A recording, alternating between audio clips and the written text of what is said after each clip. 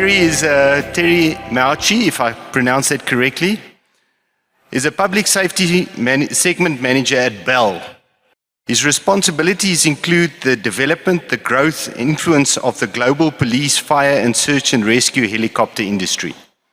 He delivers consultancy-based services to segment operators and enablers that is geared towards the greater operational success, expansion, efficiency and safety. Prior to joining Bell, Terry served more than 3 decades in the public safety service. He started his aviation career in the mid-1980s and served in the US Army as an Aero Scout pilot.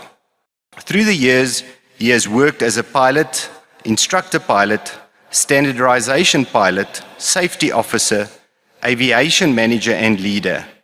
He most recently retired from the Arizona Department of Public Safety, where he served as the aviation commander, overseeing a statewide fleet of Parapublic helicopters and aeroplanes. As a commander, he was directly responsible for all aspects of police, fire, search and rescue, and emergency management operations. Terry holds a bachelor's degree in aeronautics and a graduate degree in aviation leadership, both from Embry-Riddle Aeronautical University. He has amassed more than 7,000 public safety command pilot hours in multiple helicopter types. He currently serves on various boards and advisory committees in furtherance of airborne public safety segment. It's such a wonderful opportunity to make a little bit of time, and although this is not part of our program, Terry, we welcome you to South Africa, and we gladly would like to hear what you have to offer. Thank you.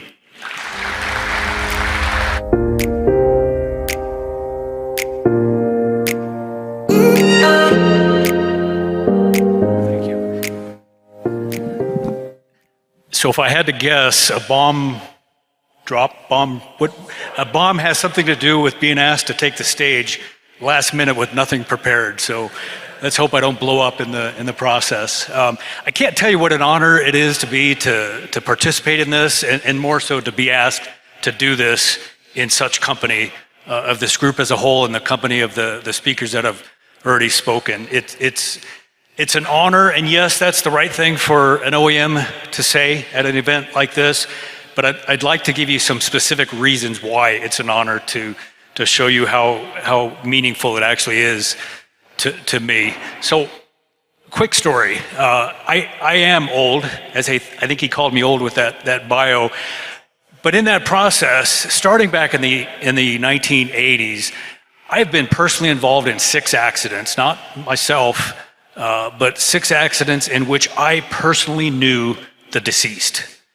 And I went to every one of their funerals. This is not, I knew the guy, he was my friend. And I miss them. And I'm affected by that funeral. And the accidents don't matter as much as what in my mind precipitated them. And they were things that in my mind and in many other minds, they were completely preventable. There were things that I knew about those individuals. To be honest, I wasn't man enough to say something ahead of time. It was that psychological aspect, that human factor aspect, that when I got the phone call, hey, did you hear about so-and-so?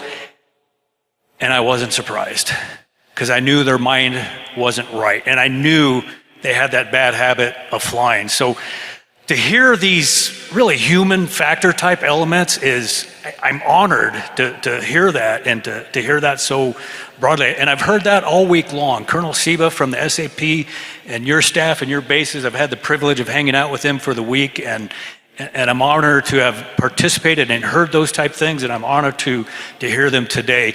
When Buzz, I'm looking for Buzz out there somewhere, when he says things like, it starts with us and it ends with us, I know he gets it, and I know you guys get that. When he says things like, ego is killing us, I totally get that, and I totally agree. When he says things like, aviation is complex because of the human element.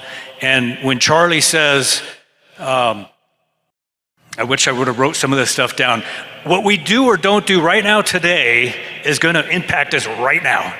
and in the future potentially. And when Linnell says, I don't know why I can't see any of these people out here, but I'd love the comments at the end when it's a changed mindset. I think she said that during the program, but then afterwards when she says, it's actually free. And let me expound on that a little bit to what I think she was also saying. So how much does a safety element like this cost? The human empowerment, the human factor. Yes, there's a price to it, but think about that for a minute. 50 years ago, 90% of our accidents actually were mechanical failure, and 10% we labeled with some type of human element, pilot error, crew error. Today, jump forward today, those numbers are actually reversed. When we get into trenches, we about 90% of our accidents are some type of human factor component to them. Yes, we label it, spatial disorientation and attentiveness and all kinds of it. It's really, we're talking about human components, right? And that other 10%, we lump into that technical category. And yes, there are some accidents. I learned about one this week that, there was actually nothing we could have done. Those are rare, but those do happen and they need to be acknowledged.